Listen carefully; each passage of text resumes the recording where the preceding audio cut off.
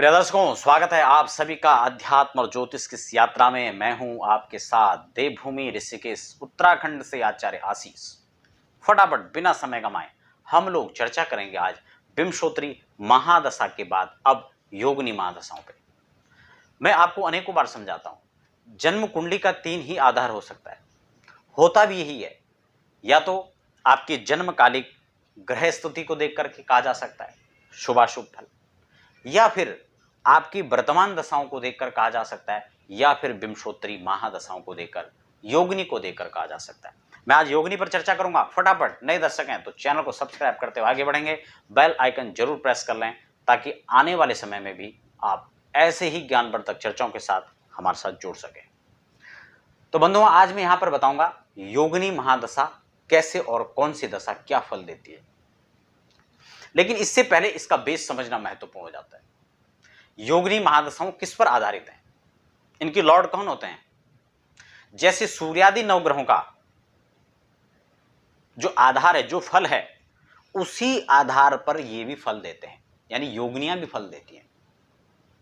मैं आपको क्रमशः बता दूं, इसमें मंगला, पिंगला, धान्या, भ्रामरी, भद्रिका, उल्का, सिद्धा, ये चारों जो दशाएं हैं, ये 8 जो दशाएं योगिनियां हैं, इनमें से मंगला शुभ है, धान्या शुभ है, सिद्धा इसमें शुभ है और भद्रिका इसमें शुभ है।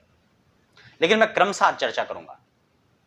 अब हम बात करेंगे फल। आपने सुना भ्रामरी जब आती है तो भ्रामरी क्या करती है, भ्रामयेषु सर्वदेवेषु देशेषु, ये अनेक देशों में भ्रमण कराती है, यात्राएं कराती है। खासकर जिन लोगों को आप ये समझ लें कि विदेश जाना हो तो भ्रामरी की दशा उनको वहां पहुंचा सकती है। कई लोग होते हैं विदेश के लिए लगातार अन्य देशों में जाने के लिए लालायित हैं, प्रयास कर रहे हैं, लेकिन संभव नहीं हो पा रहा है, तो भ्रामरी की दशा उनको पहुंचा देती है। लेकिन इसका पूरा फल क्या है, दुर्गारण्य महीधरोपगहना रातप व्याकुला दूरा दूरतरम भ्रमति मृग वितृष्णाकुला सर्वत्र। ये जो है मृग तृष्णा जैसे लिए हिरण घूमता है, ठीक इसी प्रकार से व्यक्ति घूमता है। घूमने का मतलब ये नहीं कि वो उसका कोई मानसिक शांति उसको है, या कोई वो घूमने के प्लानिंग से घूम रहा है, कोई तीर्थाटन कर रहा हो, नहीं। ये जो है मृग तृष्णा को लिए हुए घूमता है, अनेक प्रकार से बहुत कुछ प्राप्त करना चाहता है, लेकिन प्राप्त तो होगा या नहीं होगा, लेकिन भ्रमण जरूर होगा। इसमें कई प्रकार से उनको परेशानियां उत्पन्न होंगी, वहां पर अनेक प्रकार से यहां पर परेशानियां उत्पन्न होती हैं। भ्रमण करता रहता, कुछ मिलना नहीं है इसमें। तो इसमें दुर्गम पहाड़, वन, आतप, यानी धूप में घूमना, दुर्गम पहाड़ों में।